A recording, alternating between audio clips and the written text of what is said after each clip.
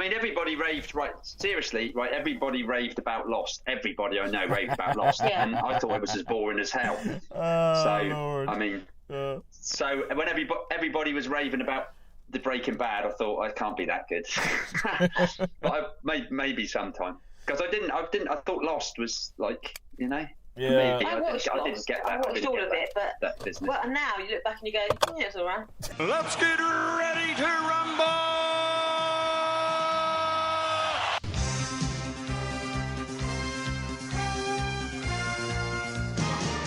Hello and welcome to Netflix vs. Cinema, the podcast that comes to you this week from a car park somewhere in Warwickshire. Well, but that's only half of us because that's me. My name is Tosin. I'm the host, sitting in this car park. But joining me on the Isle of Wight in probably more sort of, shall I say, serene environments are Sharon. Hello. And Shaun. Hello there. Well, that was quite a delay. Quite a delay from my end. That was quite a delay, yeah. It was quite a delay before I heard anything. Was it? Okay, cool. Okay. We might be having a bit of a delay here. Shaun, can I call you back on the normal phone? You can, yes. Okay, cool. I'll call you back on the normal phone. All right.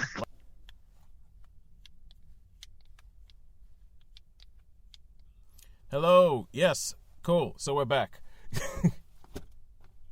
Yeah. So yeah, after the problems with WhatsApp, because I do not have a Wi-Fi connection, let's carry on with the show. Netflix vs. Cinema. We recording?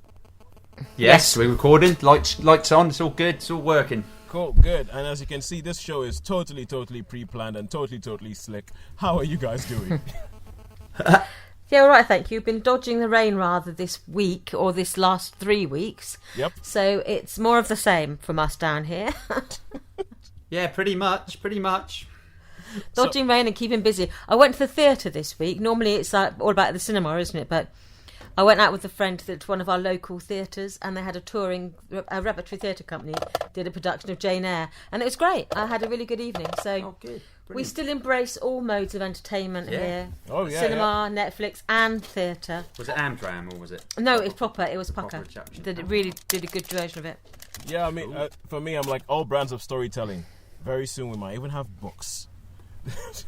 Yes, even books. Yes. What would happen to And us? you know how I loved my books. I know. You love a book. You love a book. Every time I do. I think like anytime there's a literary adaptation that happens, or like in cinema, I'm like, yeah, I don't need to watch that. Sharon's got that covered. I'll see it, yeah. Yeah. Used to be a book, she'll get it. All right, cool. So we have a couple of things in that I'm sat in a car park because I'm supposed to be going for a network meeting for a whole bunch of creative entrepreneurs in this Woodland Grange Hotel in a second. We have a limited amount of recording time on your recorder because I think we have about 48 minutes before all of a sudden we have no more Shaun or Sharon being recorded. So let's jump right into this, and let's jump into our Also Ran section. So also rans are things we're going to have a couple of rounds, and this week we have 2 rounds of Netflix versus cinema. But there's also rans. There are things that we decided, okay, these are not going to be in the main rounds. They're going to be somewhere else. And we're going to kick off with a show that Shaun keeps claiming to not like. Shaun keeps saying, oh, that's it. Oh, I'm not interested. I don't think I'm going to bother. I don't think I'm going to carry on. I think last week we spoke about Peaky Blinders Season 2. And all I know is that now I get a message from you saying, yeah, and I finished watching Peaky Blinders Season 4. So That's it, yeah. So 3 and 4, presumably. 3 and 4, yeah. So that means that in the last week you have, for a show that you claim to not like, you claim to not want, you've burned through 2 seasons, which means you're pretty much up to date because Season 5 is on TV right now. So Shaun, explain yourself.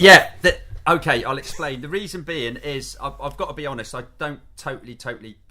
I'm doing other things while I've got it on. Yeah. So I'm not like major. I mean, I've got the lights off, curtains drawn. But- It's Peaky yeah. Blinders time. Yeah, no, I'm not that into it. But what I do is like if I'm doing stuff on the computer, I've got it on there. Yeah. So and I just catch when I think there's a bit of action going on or something that's quite interesting. I sort of just pop and have a look. Or when Tom Hardy pops up, I like pop and have a look. But I'm not like totally invested in it like I would have, like I used to be with Game of Thrones or things like that. Yeah. You know, Okay. where it's like, oh, must see. So, and it's really handy to have something like it on. And like, oh, oh look, there's the same sort of thing. Oh look, oh that guy looks the same. He's just a different nationality, you know. got the mafia, you know, and oh look, oh before that it was the Ruskies, you know, and it's basically I still think it's the same thing, but it is quite interesting in the fact of, you know, I don't know, it's just on when I'm doing other things. So I mean, So how did you rate 3 and 4? Yeah, I'd probably, you know, they're okay. They're okay to watch what they are. As I say, I still think it's very, very samey. Still think it's very, very samey. But I do think the acting's good. I must be honest. I do think the acting's like really classy from most of the cast. Really, you know, they're all really good. So the acting's pretty good. I'm not so keen on Pole now though. She's sort of on Aunt taken Pole. A bit. Yeah, on Aunt Pole. You know, with the but I think you've got a slight thing for her, haven't you, Tosin? Oh, Helen McCrory. Helen McCrory. Oh, is that who she plays? I actually don't know what character she plays. I just think Helen McCrory is brilliant. Oh, right. Yeah, she's sort of, you know, she's had a picture done and she's trying to class up a bit and she's having, you know, things going on there. So and, you know, the trouble is, it's the scrapes, Sharon. It's the scrapes, you know, and they get away with it, you know. It's like a young son, you know what I mean? He's like there's narrow escapes all the way through, but there are. We don't want to give any spoilers, but there are deaths in some of these seasons, aren't there? I mean, so kind of characters you think are quite key characters. They're not afraid of killing some of them off. No, that's it. Okay, so Shaun. Okay, anyway, yeah. So let me guess. It's like 3 stars. It's not bad. But I'm not heavily invested in it. Yeah, it's not bad. I'm not invested. You like it, I think. It's like let me guess, Shaun. It's like it's not bad. You don't really like it that much. You're probably not going to keep watching it, but we'll see you next week when you tell us all about season 5. Probably, yeah. It's on iPlayer still. You can get season 5 on the iPlayer. Oh, that's all right then. That's okay. They probably got it on Netflix as well. Well, not on Netflix not yet. Netflix Not season 5, but you will get it on iPlayer. No, mate. Cool. All right. And also in the also rans, I think Shaun, you saw something that was called The Bomb. You said it's not quite a film; it's more of an experience. Yeah.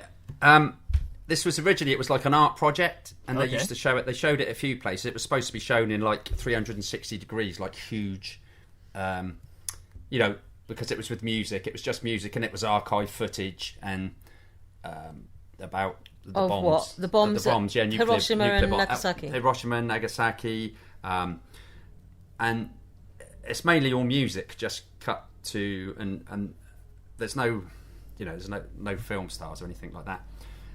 And I saw a film years ago called The Atomic Cafe, and I was looking at it, and it was 1982, which basically was a film which was really similar to this, but it was a little bit more light-hearted, you know.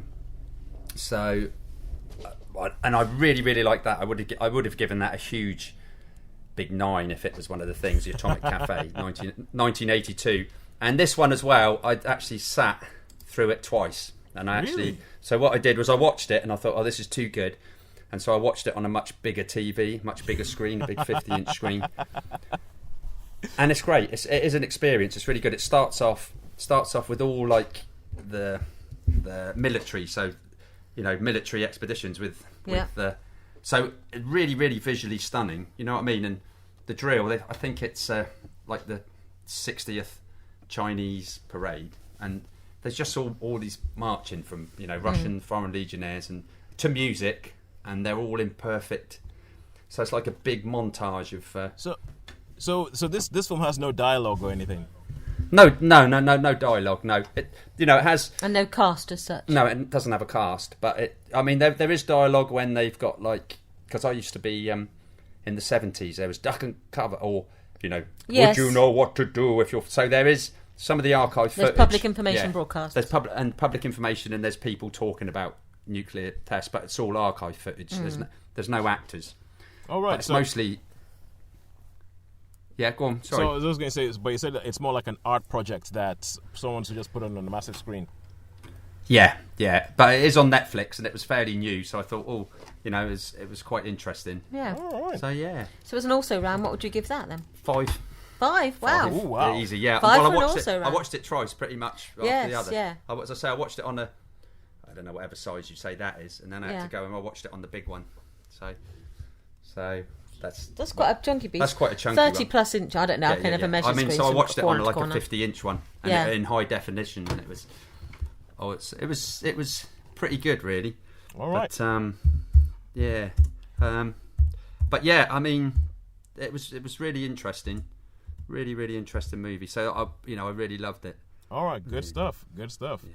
Or, I'm a bit ashamed now that we put that in the also rans and it's a 5. Yeah, it was a bit of a shame because I could have probably spoken about it for ages, but we're a bit limited with time and space. Yeah. We're a bit limited with time and we're a bit limited with the cinema, what we might see in the cinema. But talking about that, let's actually head off to the first thing in the cinema, and that is the Gemini Man. So Gemini Man. Yeah, I've seen this, and you've seen this, Toes, haven't you? Yeah. We have both seen this. So we saw the Gemini Man today. This week. And so this is the film about Will Smith, and the basic idea of it is that Will Smith is the best assassin in the world. He works for the American government, and things happen as things do, and they decide to send somebody after him to kill him. But the person who they send after him is actually his clone, is a clone of his younger self. So pretty much the selling point of this film is that you have Will Smith, you have 50-year-old Will Smith fighting against 20-something-year-old Will Smith. And I think a big part of it was like the technology that they used to de-age Will Smith and all that kind of stuff, and the action scenes and all that. And that is the basic premise of the film. If there's anything you're going to watch this film for, is to see an old Will Smith fighting with a younger Will Smith. So, that's the basic premise. Shaun, what did you think?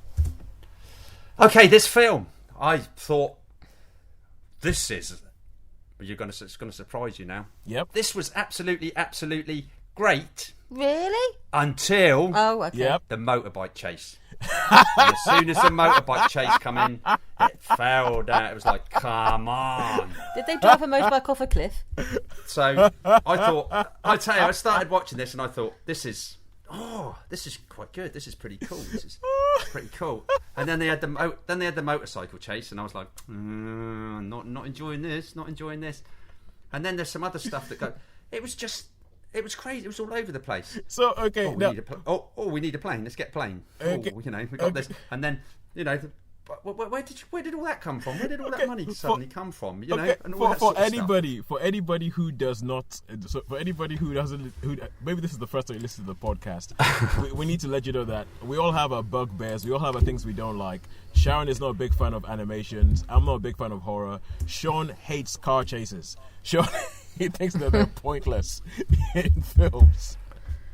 Well, about car chases, they just don't go anywhere, do they? It's just, let's drive around and destroy things, and it doesn't actually go anywhere. No, that's what I mean. And to me, they go on for like half an hour. Yep. They all try to outdo each other, and the cars would not last that long. They wouldn't take that punishment. No. Do you know what I mean? And also, I mean, the motorbike chase. Anyway, we won't go there. No. But okay. just crazy. Now, Shaun, I agree with you. I think that the way this film starts, it's a cracker. I think at the opening scene where there's like a train, there's something about like having to do an assassination attempt on a train. I think that scene is done so well, and it's going along, and it's you get this real sort of like espionage thriller vibe from the film, and it reminded me a little bit of another Will Smith film that he did, Enemy of the State. And where the American government are coming after somebody, and I'm like, this is actually going quite well. It's going quite well. There's a bit where obviously his government turns against him, and the scene where they try and take him out, really, really good. And you're like, okay, this is going quite well. And I agree with you. Round about the time where they introduce the younger Will Smith is when things start going a little bit wrong, because the motorbike chase seems to be done for the heck of it. But the thing that I'm fine with car chases, and I was like, oh, this is quite good. But then the bit that I thought, I was like, with my usual inner Shaun, I was like, ooh, Shaun is not gonna like that, because there was a bit I was watching it and I could just hear Shaun in my head going, why don't you just shoot him? What the hell are you doing? Just shoot him. That's what I mean. They're like super crack shots sort of thing that They kind of explain why they can't hit each other, which is something I quite liked. I quite like that bit. But it's the bit is like how the car chase ends, and where one person is trying to kill somebody else when it would be easier to shoot them or stab them. But no, I'm trying to kill you with my motorcycle, with the sort of like parkour acrobatic thing with my motorcycle. And I was like, I don't know. So the thing about the film is, when you say it's all over the place, there are things like Benedict Wong shows up, and Benedict Wong shows up as sort of this sort of like, he's essentially, oh, we need to get from this place to that place. Drop some Benedict Wong on it. Oh, we need to do that. Drop Benedict Wong on it. So it's kind of like, oh, we're in Colombia. We need to get to Budapest. Benedict Wong. We need to go to London. That's Benedict it. Wong. we need to have some testing done. Oh, look, that's a nice, for someone who's just sort of got up and ran with nothing, suddenly produces wads of money. It's yes. like, wait, come on. Yeah, you do have that. You do have that element to the film where it's just kind of like things are conveniently just placed there for them to find them, and I think and I feel like there is a lot of scenes because this is like a sign. We live in a world where Black Mirror exists, and this is the kind of premise that you can imagine if it was a Black Mirror episode. There would at least be at least one moment or something that comes up that would have made you think, oh my God, yeah, that would be totally messed up. If somebody took you and cloned you and there was like a younger version of you, that would give you some sort of existential crisis or something. But, and I feel like nowadays with our sci-fi, we don't just want like, an action movie dressed up with some sort of sci-fi trapping. You want the sci-fi to try and say something. You want it to try and have some sort of at least one moment that makes you go, heck yeah, that would be weird to deal with. And the film doesn't do any of that whatsoever. It has a couple of scenes where you have, older Will Smith sitting down there and going, when you're younger and you don't really know what you do, but now that I'm older, I think about all the people I've killed, blah, blah. And he keeps sitting down and saying it and talking about it. And there's loads of scenes where the people just sit down and talk and say, I'm feeling sad, I'm feeling really bad about this. Are you feeling bad about this? I'm feeling bad about this too. Cool. Let's go kill somebody else. That's it. You've reminded me of one bit that I did enjoy. Yep. When they're talking about earlier on, like what I want. When he goes, you hate cilantro. Yes. And I was like, oh, that's one thing. I was like, oh, so they do call it that, and because that's coriander, basically. Oh yeah. I cannot stand coriander. It's the most vilest thing. But anyway, so I did that bit. Everybody, and he says everybody hates cilantro. That's right. Yeah. So but that was I'm glad you mentioned that bit. Yeah, but the thing is, I think, but overall, the main draw was to see old Will Smith fighting against young Will Smith. And even I remember seeing the trailers for this film and being worried because there were some bits where young Will Smith looked like a computer game character. Like some of his close-ups in the trailers, I was like, it's kind of like the Peter Cushing that they used in Rogue One, where there's some bits where you look at him and you go, oh my God, they've done it, and then he moves and you're like, ugh!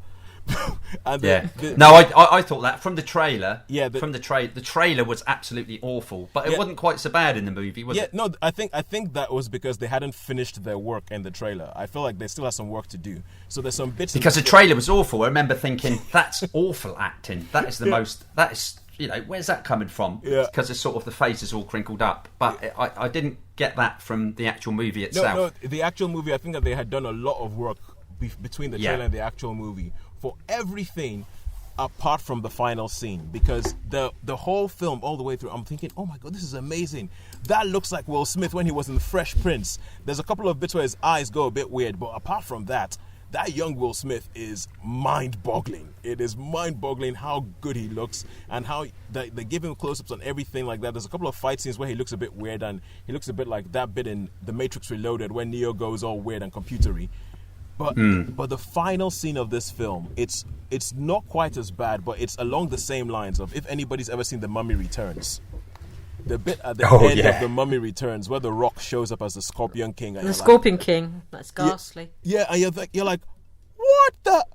Who signed off on this? Who thought this was a good idea? And the final scene of the film, I mean, the final time when you see the young Will Smith character, it's so bad that I'm thinking it either had to be intentional for some stupid reason, or they plain ran out of time. So the same way that, between the trailer and the actual film, things improved loads. I feel like they just ran out of time and they couldn't do anything in that final scene, because that final scene is terrible compared to the rest of the film. His eyes are too far apart. His skin is the wrong skin tone. Everything just looks wrong. But I tell you, was absolutely awful in this. Totally hammy. See if you can guess. Clive Owen. Sharon. Yeah, Clive Clive Owen. What? Mind you, he's pretty rubbish. He was awful. What was the? Was he in Dark? No, not Dark Phoenix. What was the one he was in where he was? Oh, Miss Marvel, wasn't he? Was he in Miss Marvel or Captain Marvel, where he's like one of the Kree? Or was that someone different? No. You're thinking of Jude Law. Yeah. Well, they're same thing. Really, they're both pretty poor. Really, I think I've only seen Clive Owen in a couple of good movies. No, King Arthur. He was in The Informer, which we spoke about a couple of weeks back. But anyway. Oh yeah. So sorry, Toes. Yeah, carry on. Yeah, I'm just thinking about time. So in the end of the day, I think I have to give this. It's a 3. For me, it's a 3, and it's just kind of like it's a run-of-the-mill action movie, like they made in the 90s, that doesn't really say anything, doesn't really ask anything, it has an intriguing premise, and it doesn't really ask you any questions. There's no bit in this film where you think, ooh, yeah, actually that's a good point. You don't really think that. It doesn't give you anything like that. It has really, really good effects up until the final scene where it just totally pees it all up the wall. It did. And I'm going to have to agree with you on that, Tosin. That's it's a 3-star from me. Yeah. You know, it wasn't really bad enough to give it any less, but it wasn't good. They're nothing new. So totally agree with everything you've said. Yep. Yeah. Thanks, Shaun. That's good. That's nice to know. All right, cool. And now we go over to Netflix. And Sharon, this is you. You have seen something called In the Shadow of the Moon, which is one of those things that Netflix has been shoving in our faces recently, going, watch this. We've made something new. Watch this. It's going to be good. Watch this. So what do you think about this? Yes, it's an interesting premise, because when I first saw it, I thought it was billed as a straightforward crime thriller, a serial killer. And then the summary of it was basically in Philadelphia, the serial killer kills 4 people, and then 9 years later they come back again and do it again. And I think I'm going to have to give a mild spoiler, because otherwise you can't talk about the film at all. But it's a time travel murder mystery. Okay. So you have your they reveal this very early on. I mean, it's within sort of 10 minutes of the start of the film.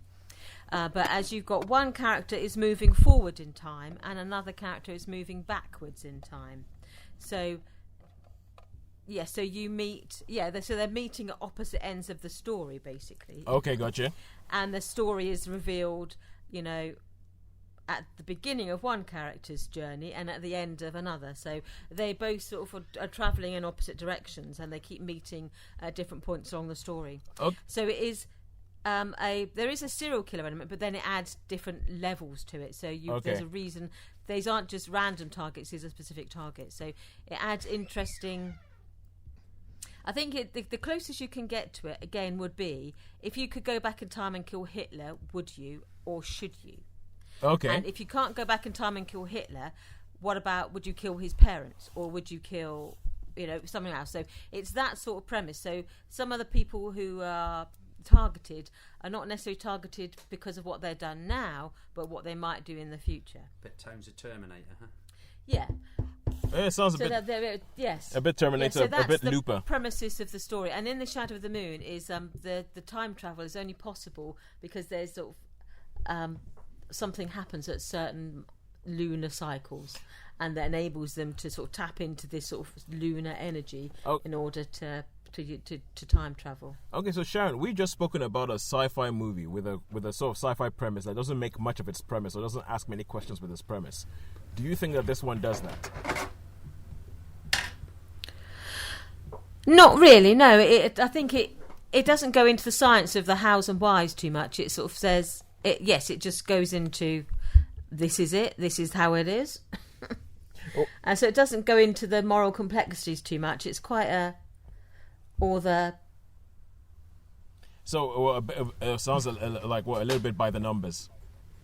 Yes. Yeah, I mean, I can't say I was thrilled by it. I think it was an interesting premise, and going back to, I think if I'd read it, I probably would have found it more interesting than actually seeing it. Okay, gotcha. I think as a film, it worked okay, but because a film is not capable of answering some of the questions you want to know about, they tend to just skim over those. Whereas I think if you were reading it, I think it'd be much more interesting because you'd get a much more you'd understand the thought process of the writer better.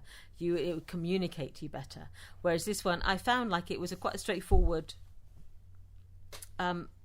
murder mystery science fiction film. Yeah. But it had potential to be quite intriguing. Oh. But to me, it wasn't as the film didn't deliver what it would promise. So I'm thinking if they not that I would want to read the book now because I know all about it, but had it been a book, I think I probably would have enjoyed it much more. So we had we have Boyd Holbrook in this film, who is one of those actors he tends to be good in everything, even if what he's in is not that good. So what are the performances like? Yeah, there's some interesting characters in it, some interesting actors in it. So I think they all do their job well. He's the one that is throughout the film the most. He's the character you focus on. Yeah. And he's the one you see going forward in time. So he's the one who has to age 9 years in every sort of time jump. Yeah. And so he does that remarkably well. I mean, the sort of some of the confrontations, some of the dilemmas, the moral dilemmas that he's confronted with, you could see how that would have an impact on someone's life, and how when you jump forward 9 years, you're thinking, okay, you can understand how you'd get from your sort of your first incarnation of this character to the second, and then to the third, and then to the fourth, and then to the fifth. You can see how or however many times there are, you can see how that character would progress on that trajectory. Yeah. And how that they wouldn't. Yeah, that you could. There's a linear logic to it. Yeah. So I thought he did very well, and I think the other actors did very well in it. I mean, again, I think it's basically this basic material. I think they could have done more with it, from my point of view. And one of the supporting actors, Bokeem Woodbine, was very good. Ooh, I think we've seen. I like him. Yeah, he's been in a few things, and he plays quite an interesting character. And I thought in this, he wasn't given a huge amount to do, but what he did, I think he did very well. Yep. What was he been in then? Is he like the FBI agent and stuff, or what? In this, he's not. No, yeah, but he has. I'm trying to think what other things. He's the kind of person who you think, oh man, that guy should have been in more stuff over the years. I think one of the big things, he was in a film with Mark Wahlberg called The Big Hit, and I think that might have been early noughties or something like that. The first thing I ever saw him in was in a film called Jason's Lyric, which which was the first time we sort of set eyes on Jada Pinkett, who later on became Jada Pinkett Smith. Ooh, full circle. But but yeah, Bokeem Woodbine I like him as an actor. I like him as a presence. He kind of because when I saw him, I thought, I know you, but it's one of those actors you know who he is, but you can't place him on one particular role. Yeah. But no, I thought he as a supporting role, I thought he did it with the little he had to go on. I thought he did that really well. Yeah. So it's not, as a film, it's fine. It's not a bad film. I mean, I wouldn't say it was a waste of time watching it, but I think it promises a bit more than it actually delivered. So on that basis, I'd give it a 3. Give it a 3. Ooh, so far so average this week. that's a not for naught on 2 sci-fi movies that have interesting premises and don't do enough with them. So, all right, cool. This is going to be the quickest podcast we've ever done. After last week's marathon, which we just couldn't seem to stop talking. Which I have to say, I find it hard to apologize for having a long thing because I just really, really like talking to you guys. It's really, really yeah. We like talking to you too, don't we, Toes? There's always something to say. This is like, we should digital hugs, everybody. Group hug. All right, cool. So now we go back to cinema, and we're going to talk about The Day Shall Come. And The Day Shall Come, yeah. The Day Shall Come. And this is a film that is directed by Chris Morris, who is known for being a satirist, but he tends to make comedy about things that most people would say, don't touch that with a barge pole. Don't go anywhere near that. It's like, because he did 4 Lions, didn't he? The Brass Eye. Yeah. I remember some of the Brass Eye ones he did that people going, whoa. Yes. Yes. I think don't go there. Yeah. The first time he does. The first time I heard about him was in Brass Eye, And I do remember, I never actually watched it, but I remember every day, the next day at school, everybody going, "Oh my God, did you see that? Did you see what he did there? Oh, how could he even do that? How could he go there?" And then when you heard that, when he was going to make his first movie, he said he was going to make it Four Lions, and it was a film, it was a comedy, and this is the thing, it was a comedy about suicide bombers, about Muslim suicide bombers. And everything about that, you just think, what the hell are you doing, man? Why are you even going anywhere near this? But Four Lions is a hilarious film. And with this film, because I think every time he does something, he's not someone who does comedy for the sake of comedy. He's a satirist in that he's always doing it to make a point. He always thinks there is a truth behind this that I'm trying to get to. And I think this is inspired by what happened after 9/11 in America, where the FBI, because they wanted to, and he did a lot of research. He researched this film for years before actually writing it and making it. And he says that what happened was that you had the FBI, because they were under pressure to foil all these terrorist cells, because everybody was like, oh my God, 9/11 just happened, we need to get a win here.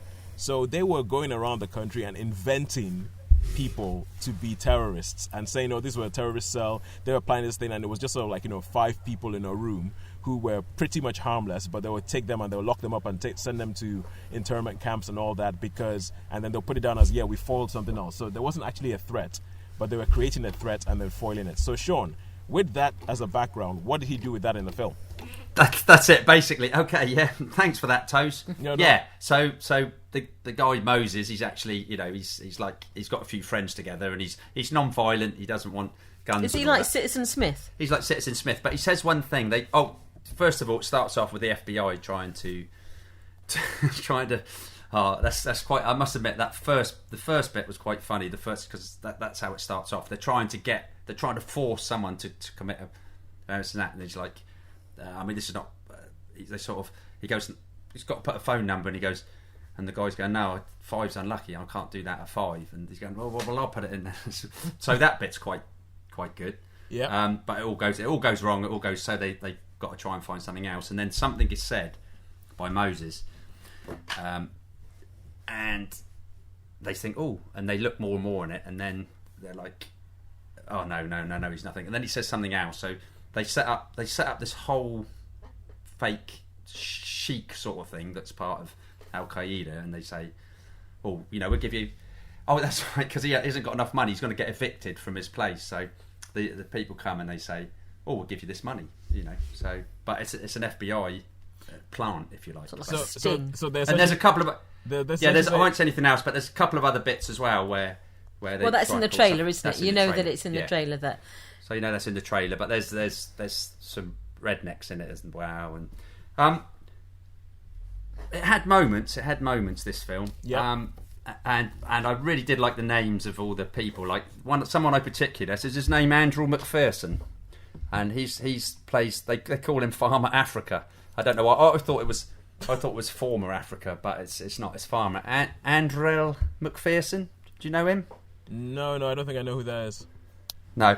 Well, he was really good in it, but he wasn't the main one. The main guy is the main guy Moses. Yeah. Moses. Yeah. So I think I tell you what. I wish you could see this movie because I'd love to know your take on it because I think it would be.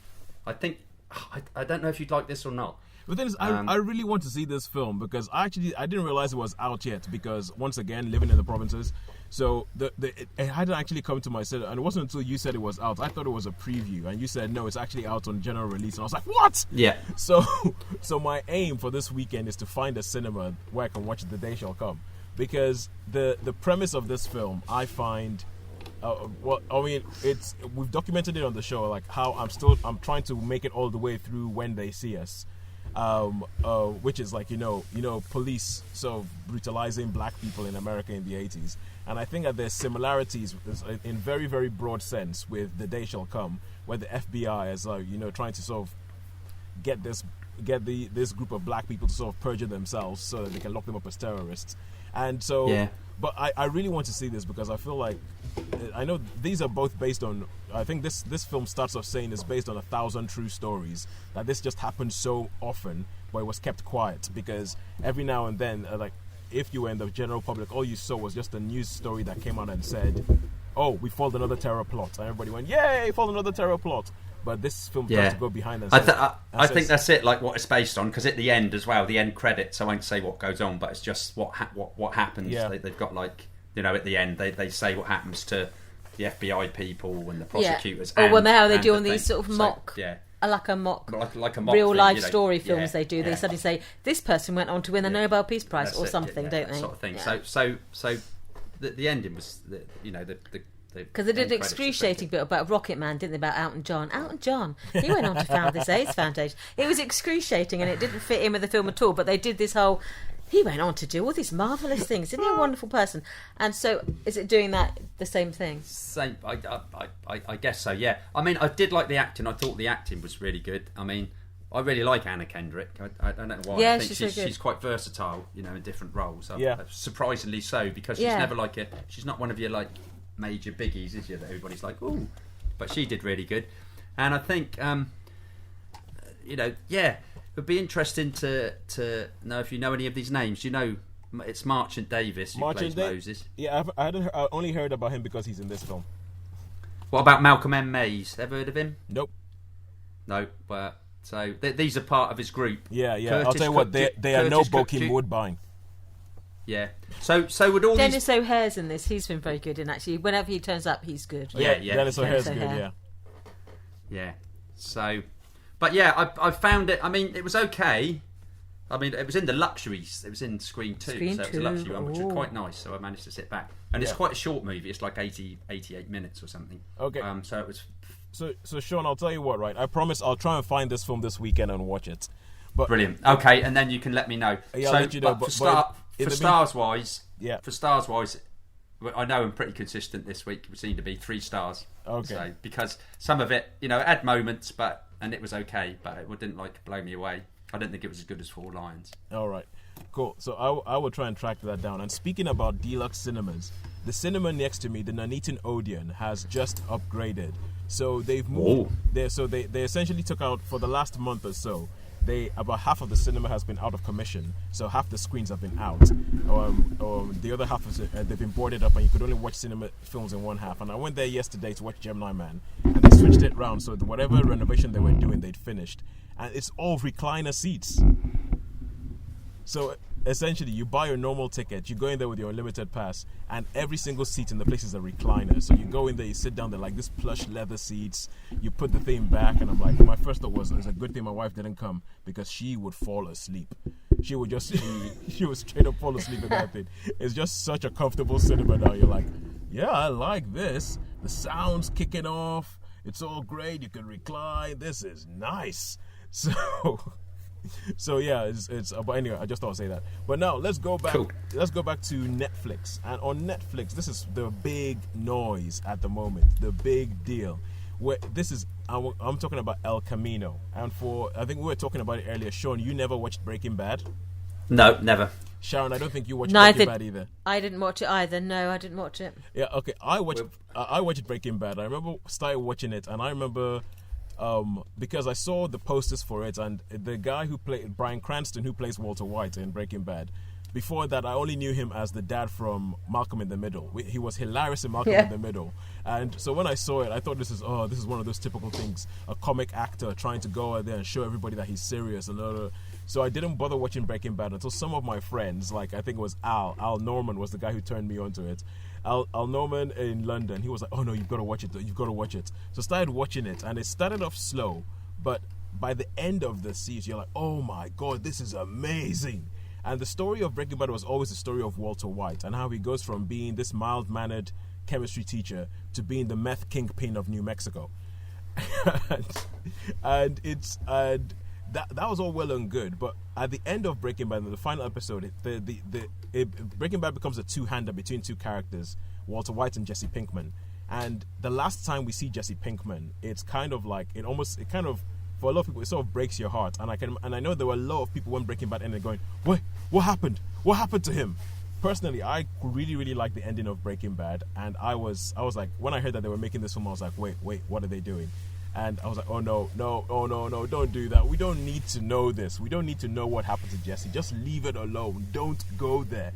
And so I really didn't want to watch this, but I was thinking, oh, we're called Netflix versus cinema. This is going to be the big thing on Netflix. We should talk about it. So I couldn't sleep one night, so I put it on and started watching it. And it was really weird because at the same time I was thinking, oh man, you didn't need to end that. You didn't need to add anything to that. That was a perfect ending. At the same time, I was still watching this going, oh my God, I love this. I'm loving that they made this. This is so cool. We're back there. and I think a lot of that is down to Aaron Paul, who plays Jesse Pinkman. And he is just, because Jesse, he starts off as this sort of pothead in season 1 of Breaking Bad. As this sort of pothead, but his performance was so good. They were supposed to kill him off at the end of season 1, but they kept him around for all 5 seasons. And because he starts off as this sort of like guy who is going nowhere in his life. And the way, there's something about his performance, how throughout the 5 seasons, he finds the humanity in Jesse. So much so that by the end of Breaking Bad, Jesse is the character that you're probably the saddest for. You're rooting for. You just want good things to happen to this guy, even though he's cooking meth. And because of that, like, it leads to all these sort of crime things. And El Camino just carries on from, like, okay, what happens from the last time we saw him? Where does his life end up? And it's almost kind of like, it's not essential. If you like Breaking Bad, this is not going to, it's not going to ruin your enjoyment of Breaking Bad. It's not going to add to it, but it's just like, we're back in that world. It's just really, and it's almost kind of like, when it's when you have a friend and you just want to know that your friend ended up okay, that whatever happened, like if you saw them off on the plane and they went to Australia or something, you just want to know that they ended up okay. And I feel that's the way a lot of people feel about Jesse, and I feel like that's what this film does. It just lets you know, okay, this is what happened to Jesse after the last time we saw him.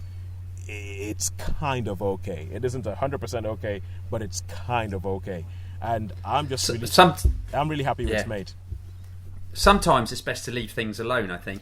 Yeah. Sometimes if something's been good, then I mean, then I suppose it's just just a wanna leave money-making thing, Yeah. But I think it can, they think, oh, it's been 20 years or so since something happened. Let's do another reunion show or something. I mean, so we'll do another show, or we'll do something that's connected to that, and I think sometimes it doesn't work. You just want to say leave it. Yeah, leave it as it was. But thankfully for all the Breaking Bad fans out there, this does actually work.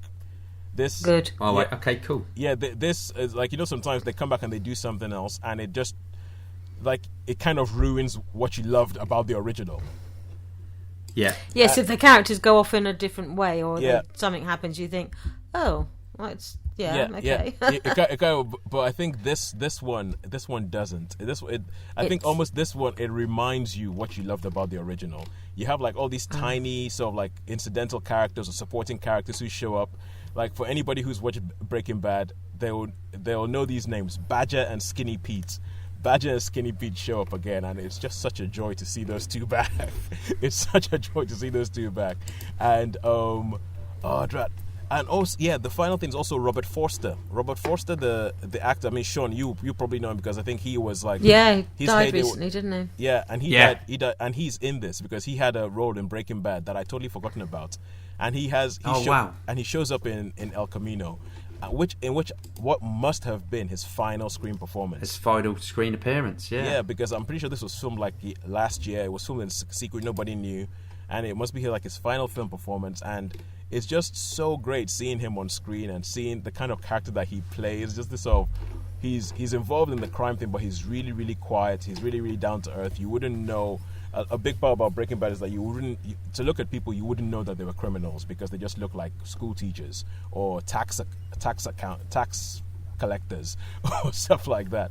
And the character that Robert Forster plays is really, really good. And I think for me, if that really was his final film role before he died, I think it feels like a befitting tribute. It feels like a good thing for him. So it's a thing that's really, this is a film for fans. If you haven't watched Breaking Bad, you will not have a clue what is going on, who it is, because there's some characters that once they show them on screen, you're like, oh my God, not them. They're crazy. But you wouldn't get that if you hadn't watched Breaking Bad. So I really liked El Camino from going from a point of view of thinking this should not be made, this is going to mess the whole thing up, to going, oh my God, I'm actually really, really happy that this was made. I'm really, really happy that they did this. And I think Vince Gilligan, who wrote and directed it, is just to be praised, because that's a very, very hard trick to pull off. it's a really hard trick to pull off, to make a sequel to something that's beloved that still feels like it's part of it. I'd give it a 4 out of 5. Wow. Right. Okay. Finish on a high note. That's Finish good. on a high note. It's always good. I figure it must be. I mean, it's got. I figure if you're into that, invested in that whole Breaking Bad thing, it probably is good. Yeah, it's a good postscript. Well, to yeah, it. but it's also made very much like a Western. I feel like there are a lot of things about Breaking Bad that were made very much like a Western. So I think that bit you would like, Shaun. The problem is that you just wouldn't know what's going on because you don't know who anybody is, and they they don't stop it to tell you this is who this person is. Remember from season 2, episode 5, this guy did. They don't do any of that. So, No. Yeah. So, but it's really good. I think the performances are great. I think there's humor in it, but it's mostly dramatic, and I just really. I'm happy it's made. I was really happy. I was happy to live in that world again for 2 hours. Cool. Right. Brilliant. Well, that's good. So That's good. yeah, I think we, by my count, we have about 5 minutes left on your recording over there. Yeah, that's pretty good. 4 minutes 40. Not a bad guess. 4 minutes 40. All right, cool. 4 minutes 40. Yeah. 4 minutes 40. So I think, well, I guess all we have to say is who actually won this week. And seen as, if you've been paying attention, I think as we all have, we know that it's a very, very squeaky thing. But Netflix, by an absolute minuscule amount, has taken it, because we had 2 rounds, 3-3-3, and then Netflix came in with El Camino with a 4. Which I'm quite pleased with, because The Bomb, which is on Netflix, which I rated so that really, would have really been a high, 5. So that would have taken your that would Netflix have over the blasted it over the finishing line. Yeah. If we'd done that with The Bomb, it's but them's the breaks.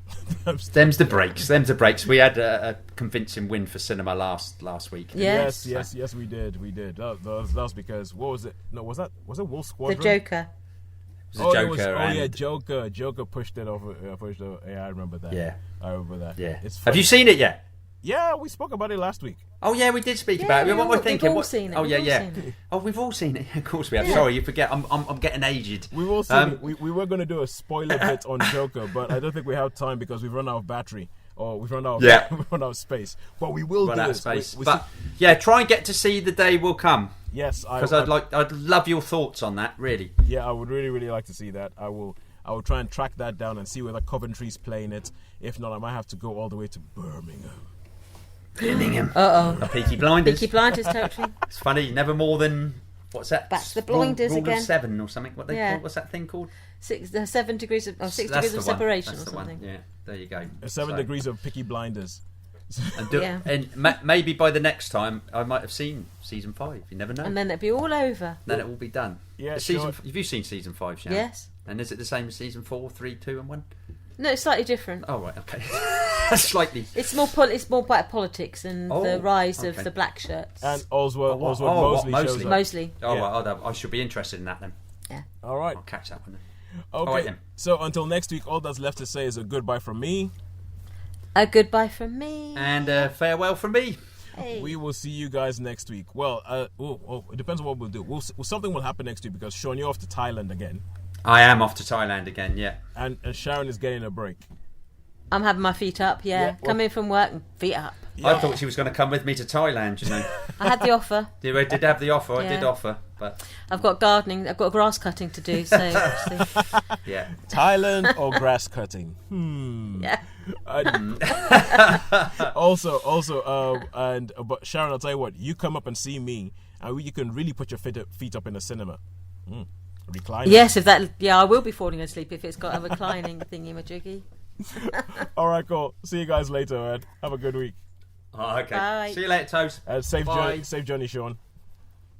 Yeah, enjoy your networking tonight. Oh, I will do.